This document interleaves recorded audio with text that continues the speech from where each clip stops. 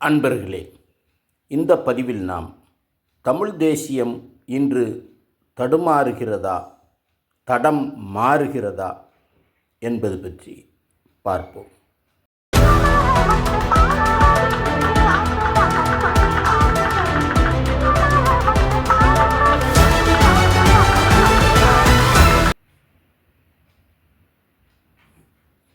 தமிழ்நாட்டில் தமிழ் தேசியம் என்ற கருத்தியல் நீர்பூத்த நெருப்பாக வெகு காலமாக இருந்து கொண்டேதான் இருக்கிறது. அதற்கு காரணம் தமிழர், தமிழர் நிலம், தமிழர் சமயம், தமிழர் பண்பாடு, தமிழர் அதிகாரம் என அனைத்தின் மீதும் தொடர்ந்து தாக்குதல் நடக்கிறது.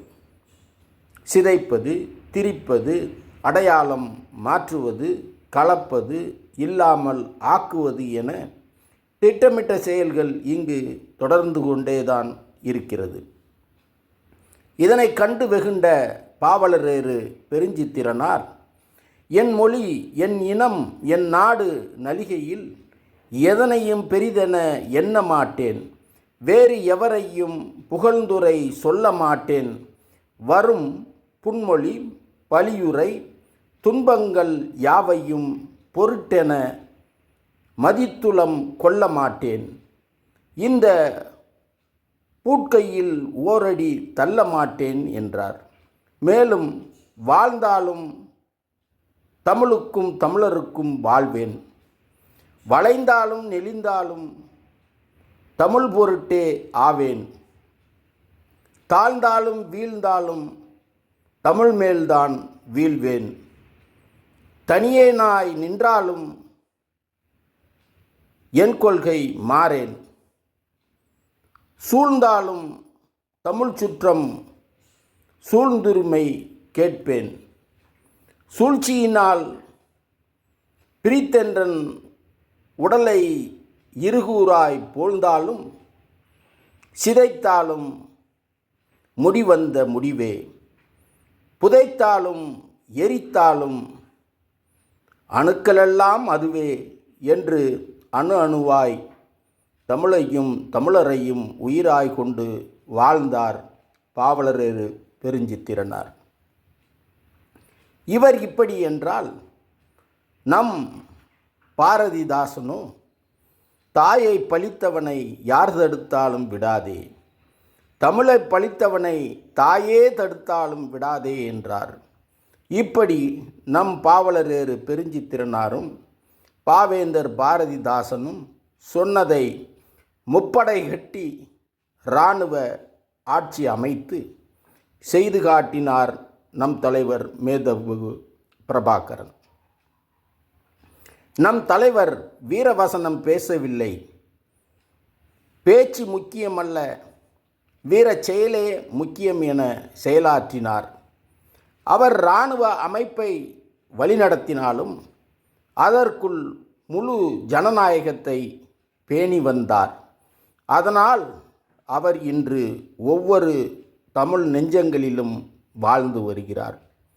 துரோகத்தால் அவர் வீழ்த்தப்பட்டாலும் அவர் பெயரால் நாம் இங்கு எழுந்து நின்றோம்.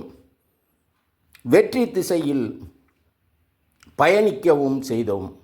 நாம் வீர முழக்கம் அதிகம் போட்டோம், வீர செயல்களை அறவே மறந்தோம். நம் தலைவன் இராணுவத்துக்குள் ஜனநாயகம் காத்தான். நாம் ஜனநாயக தேர்தல் அரசியல் அமைப்புக்குள் இராணுவமயமாக்கலை பரவலாக்கினோம். தன்னோடு பயணிக்கும் சக தமிழ்குடிக்கு எதிராகவே மீசையை முறுக்கினோம். ஆரிய கடப்பாறையை கையிலேந்த துணிந்தோம். திராவிட கோட்டையை தகர்த்தெறிய வெகுண்டெழுந்து புறப்பட்டோம். இடிக்க புறப்பட்ட நமது கரங்கள் இடிக்க வேண்டியதை இறுகப் பற்றி கொண்டது. திராவிட கோட்டைக்கு ஆதரவாக கொக்கரிக்கவும் செய்கிறோம். தமிழனின் கோயில் கருவறைகளுக்குள் தமிழ் கூடாது எனும் ஆரியத்தையும் தமிழ்நாட்டு பேருந்துகளில் கூட தமிழ்நாடு என்பதற்கு இடம் இல்லை என்று சொன்ன திராவிடத்தையும் நமக்கு நட்பாக்கி கொண்டோம். நம் வீடு தேடி வருகிறான். பேருந்தில் தமிழ்நாடு என்பதற்கு இடமும் தருகிறான். நம்மை அண்ணன் என்கிறான்.